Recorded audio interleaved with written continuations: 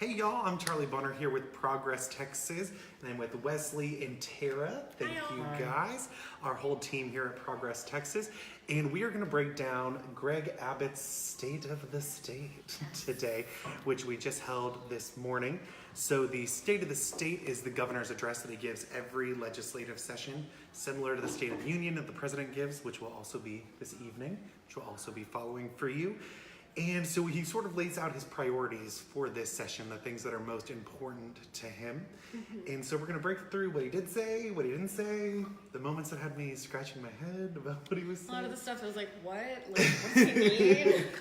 What's he talking about? Especially the stuff that he didn't say too, because I think there was a lot of stuff we were expecting him to address that he just didn't get around to. And so it's interesting to talk about that too. Totally. It really is. And sort of the format of it is he lays out his emergency items. Mm-hmm. So those are things that the governor can pick that he's going to focus on this session, and they have the highest priority in the legislature. These are basically bills or topics he wants passed. Yes, exactly. Yes. And they'll have the lowest bill numbers, and so they'll have the first priority when it comes to committee hearings and being heard on the floor and all those sorts of things. So that's how he lays out his priorities. But let's talk, big picture. What are we thinking about Greg Abbott right now? He referred to Texas as a governmental holy grail, which I personally loved. There's, some religious influence there. Truly a lot going on in that We're ranked lowest in just about everything that you can. So I'm not really sure what he thinks is working. No. Yeah. And one of those things, as we talked about, was school finance. Mm-hmm. And, the funding of our schools. Wesley, did you have any thoughts about his thoughts on school that was one of the things that he made one of his top priorities. And I think, as we know, this has been something that Democrats have been working on for decades in Texas, but Republicans are finally just coming around. The Texas GOP is finally focusing on this and realizes that it's an issue too. But when you really think about it, it's because of them that it's become such an emergency item, that, as Greg Abbott mentioned. I do love that. I love declaring an emergency about a problem that you created. Yeah. And I was like, it's like kindergartners are running the government. They're like, who did that? It's truly, why is this happening? I'm a good person. And this is really linked to property tax reform, and a lot of people, one of the other really priority items this year, really passionate about this. And I think that was again one of his emergency items. Mm-hmm. And so surging property taxes, which a lot of us feel here in Austin and across the state, have really impacted a lot of our families here in Texas. Mm-hmm. I think you're absolutely right. And we see these two things intrinsically in time. Mm-hmm. So the property tax problem has caused the school finance problem. The school finance problem has exacerbated the property tax problem. And the problem is that he talks about them like they're two different things, which I find deeply concerning. But it's really his allocation and Republicans' allocation of these property taxes, right? So they're gathering up all these taxes and then saying, oh, we're not going to give that much to the schools. Yeah. Am I understanding that correctly? Yeah, exactly. And that's the thing. If the Texas Ledge really wants to provide relief for taxpayers, it's going to be in school finance where they have to start. And so that's funding our schools appropriately and making things affordable for our schools. And so then you can kind of finally take taxes back a little bit on those take the property taxes back a little bit. Yeah. Because right now the property people are having to foot the bill through their property taxes for the schools. Homeowners. Yeah. I think you're absolutely right. And I think one of the things that I really want us to focus on, and I think you mentioned it sort of at the beginning, that Democrats have been talking about this for decades. Like, we have been ranked one of the lowest in per pupil allocation of finance for years and years and years. And Democrats, there have been some incredible leaders on this across the state. And it took us winning in 2018 for them to finally start talking about it. Like, for Republicans, open their eyes. Like, oh my God.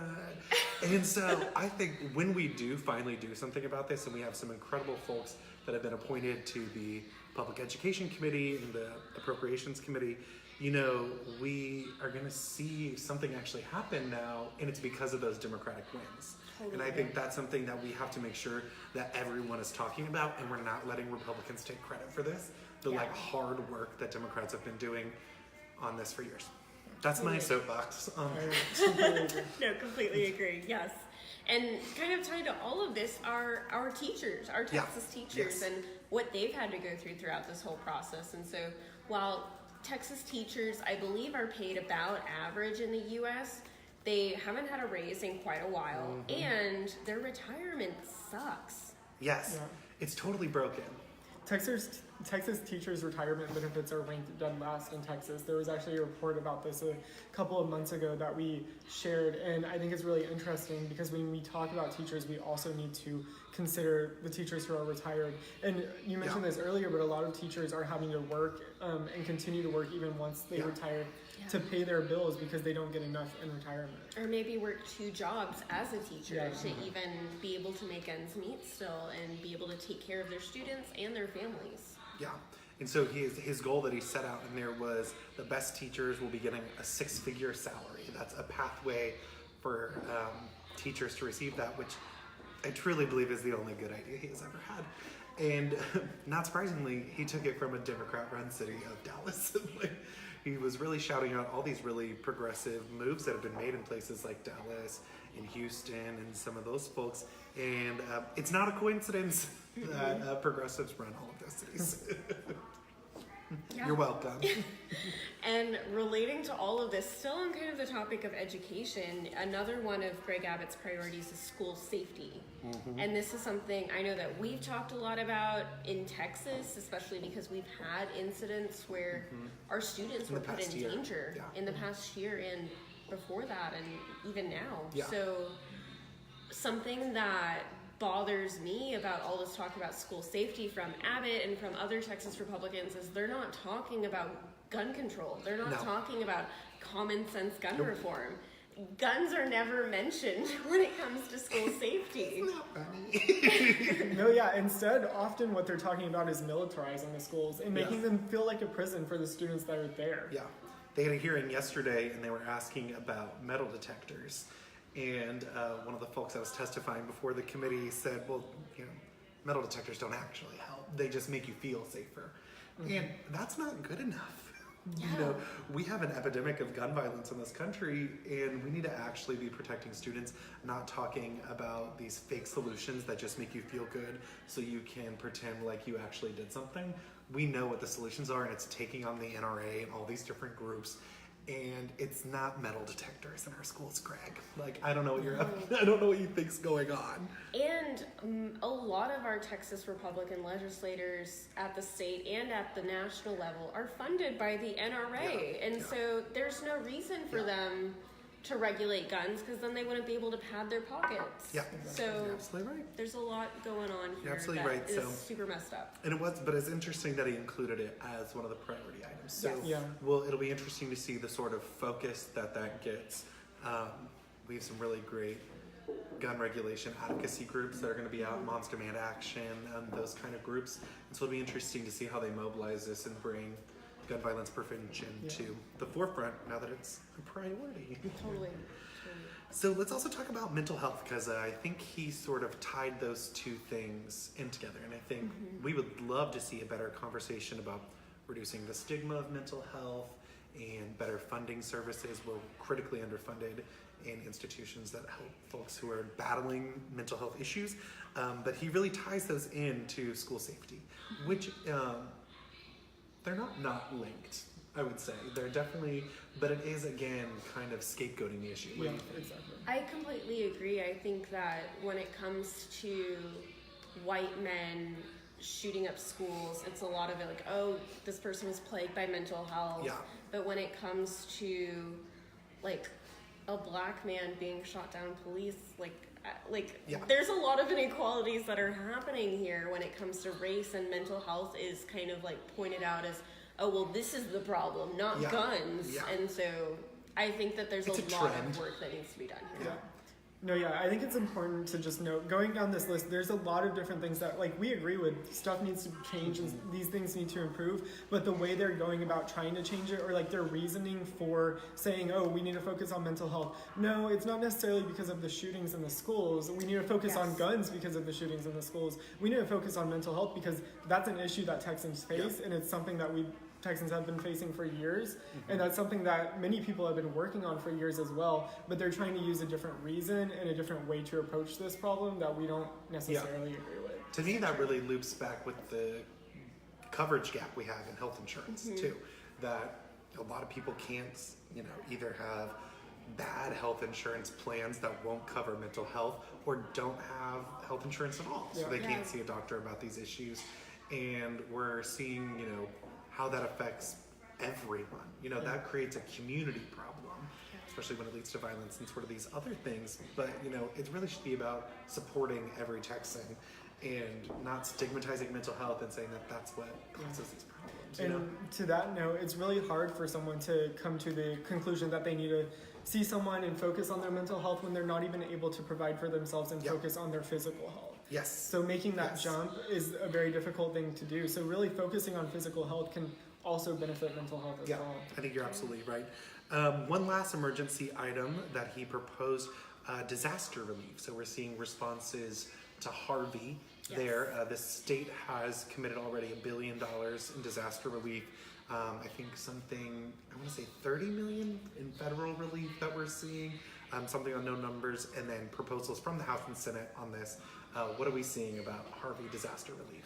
I don't think we're seeing enough. Yeah. I see a lot of stories Lot of of people, talk. a lot of talk, yes, of people, but like people still haven't been able to rebuild. Yeah. Some people still haven't been able to return home. Yeah. Some people are still rebuilding their communities, and a lot of us, I think Texas had an outpouring of support when it came to Harvey, and we saw people going into Houston, going into Corpus area, going into just the Texas coastal area and helping their neighbors out, which was wonderful. But I don't think that the state did enough to support those efforts and did enough to financially support Texans when it came to something that in a lot of cases, the state should be helping with.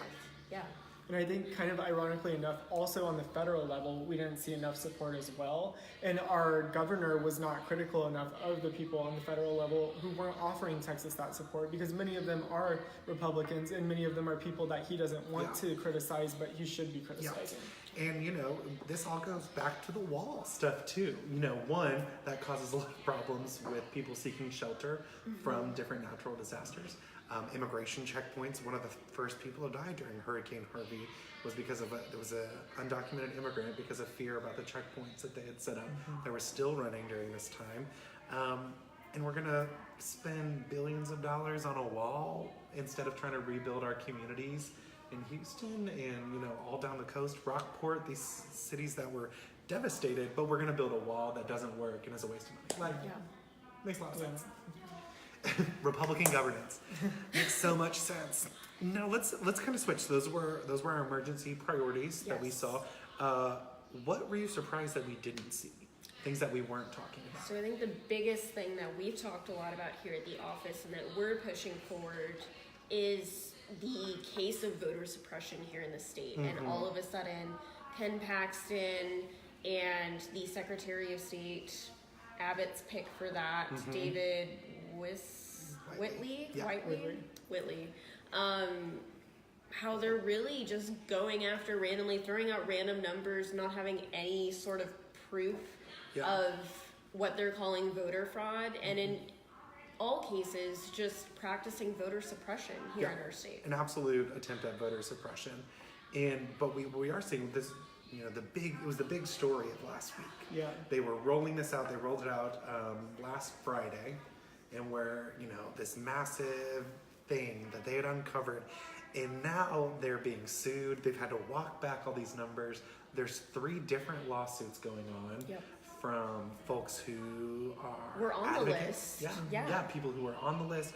Some advocacy groups, the Texas Civil Rights Project, ACLU, Move Texas, some of the incredible partners that we have that are suing the state. And so we're seeing silence today on it. I know. This hot news story, the thing that they were so proud of, silence today. And I think that's Abbott, who is basically just saying, I'm okay with everything that's happened, which is not okay. The thing is, this is what they want, though. They want this big news and all this fake information to come out about voter fraud whenever it's not actually happening, because that furthers their agenda and what they want to happen during the legislature, which is to pass bills that ultimately suppress voters. And we've already seen many bills introduced that will do just that. There's a bill by Representative Mike Lang that requires voters to prove their citizenship to be able to register to vote. Which is already part of what the Secretary of State Exactly, is to do. which is something that's already done. And this would only hurt immigrants, and it's only a Yeah. way to suppress people from voting. And so they're going to use this news and what came out, even though we know that it's wrong, even though we know that there are facts coming out now that don't support it, and there's no evidence to support it, but they're going to use this Yeah. big PR stunt that they created to further that agenda. Yeah. Totally. I think you're absolutely right. One of the other things that we didn't really hear a lot about was healthcare.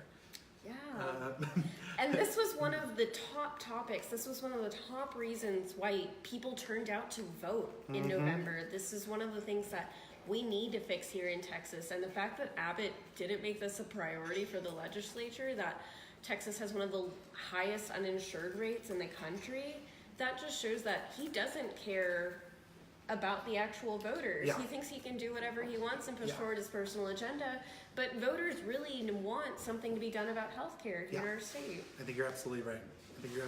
And I think that's something that a lot of the Dems and the legislature recognize as well, because again, there have been bills filed addressing this to expand Medicaid coverage in Texas. Yep. But I think we're going to see a lot of pushback from the Texas GOP on this front too, which is why Abbott didn't mention it, because he knows that it's not necessarily one of his side's priorities, and he knows that it's going to be a huge hot button issue during Yeah. the ledge. Related to that, also, I think one of the biggest things that we started to hear end of last session and during the interim was about the crisis of maternal mortality.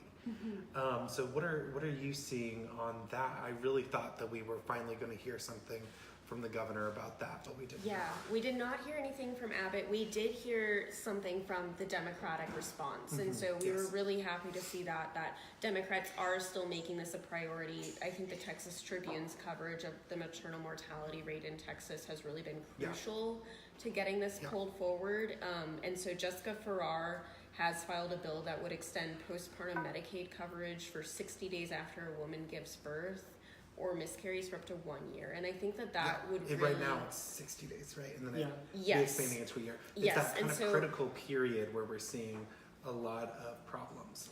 Yes, but I think something that's even bigger than this is that we need to have some sort of a change in our society, a change in our medical care, a change in our healthcare coverage that believes Black women. And I think that that's something that is really at the core of our maternal mortality rate, is Yes. that when a Black woman goes in to have a child, she's less likely to be believed if she's in pain, if like something's wrong or something like that. And so changing that frame to really focus the narrative on Black women is super important for our legislature I think you're going forward. absolutely right. Yeah, Absolutely. and that's important for maternal mortality, but also going back to the conversation of healthcare, that's an issue just all around in healthcare, is Black women not being believed specifically.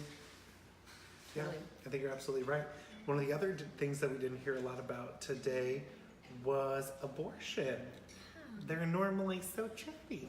So chatty. And this was something that I think Abbott was like tweeting a lot about last week, and so we were kind of expecting to hear something about abortion, and we might be hearing something about abortion in the State of the Union from Trump tonight, so we'll be keeping an eye out for that.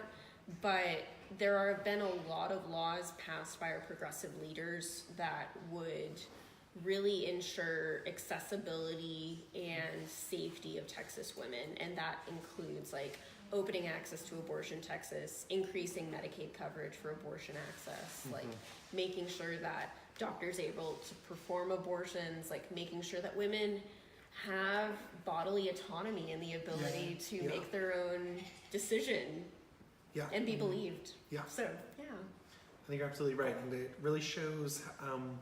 I think his silence on that, on such, this is his biggest platform where he lays out his agenda, shows that things are changing a little bit. That we are gaining more power. Progressives are gaining more power.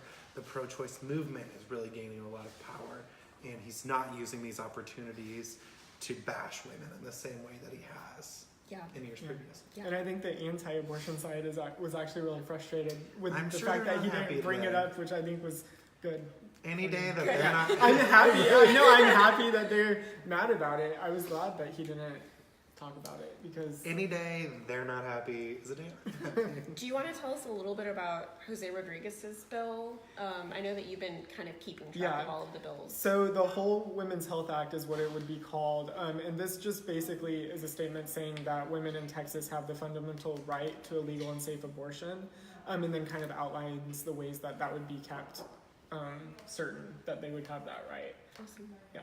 I think that's a really great legislation. He did a great job in the response today also when we saw our Democratic House and Senate responses in that press conference afterwards. Yeah, So a really good progressive leader. Yeah. Yeah. Really And proud of them. one other thing they talked about in the response to was local control. And I think this is an important issue, especially when we talk about paid sick, because there's been an attack on paid sick in Texas. We know in the last year, San Antonio, Austin, multiple cities have passed paid sick, but Republicans are trying to take that right away from the cities and from those Can you tell localities. us a little bit, can you remind us just like what paid sick is? Yeah, so basically paid sick guarantees the right for you to go see a doctor and still get paid when you're sick. Kind of, yeah. It's a little It's a novel topic, self-explanatory. honestly. No, yeah. But it affects millions of Texans and people across the country. And I think it's really important because some people live paycheck by paycheck, and so not being able to get paid forces them to go into work even when they are sick, so they're not being able to get treated for their illnesses. They're also not able to take off if their children are sick, so then their children aren't being taken care of. They're either going to school sick or they're staying home alone and not going to see a doctor. And so it becomes an education issue as well. And so this is a really important issue for working families in Texas. And the fact that our state government is trying to take that right away from like the cities and localities to be able to pass this law is a really big issue because they don't want it to be passed. Yeah. It's a part of this larger attack on local control and local governance and counties that has been happening for years now. We saw it with when some of the more progressive cities banned plastic bags. We preempted that. We saw it when like the city of Austin got into a fight with Uber and Lyft about sort of their safety standards. The state came and overrode that. And it's really about a disrespect that the state has for cities, which doesn't make sense given how the Republican local control, like small government. But I mean, it's always with like progressive cities, though. Yeah, Is that what you're The gonna say? thing is, like the Love Republicans small government until it's like cool people. until it's people. The Republicans want small government until it's something that doesn't abide by what they want, basically. And so it's always a good thing until it's not. Values. Exactly. It's not. Yeah. And I think one of the Dems' responses during their response to the State of the State today was really, I liked what she said. And she basically said, like, I think Texas has about 240 counties or so. And Texas is not a one-size-fits-all state. So what's important for one city and what one city needs is not something that another city in Texas might need. And so it's important for cities to be able to have this ability to enact these laws and these ordinances without the state government coming in and taking that away. I think that was Beverly Powell. I think that's right. The new I think senator from the Beverly DFW Powell, area, which was really doing a lot for us up there. Well, do you have anything else? I think that kind of covers what we saw today. I think that kind of wraps us up here. But thank you guys for joining. Yeah, thank you guys for joining us. If you have any more questions, just comment them below and we can keep on answering them. And we're also on Twitter where we live tweeted the whole thing and we're at ProgressTX. And we're also going to be live tweeting the State of the Union, President Trump's State of the Union this evening. Yeah. And more importantly, Stacey Abrams' response afterwards, which I'm very excited about. Very excited to see. It'll be great. Yeah, so make sure you're following our coverage down there. So that's a wrap. That's a wrap. Thank you guys so much. Thank you. I'm gonna turn this camera off. Did you?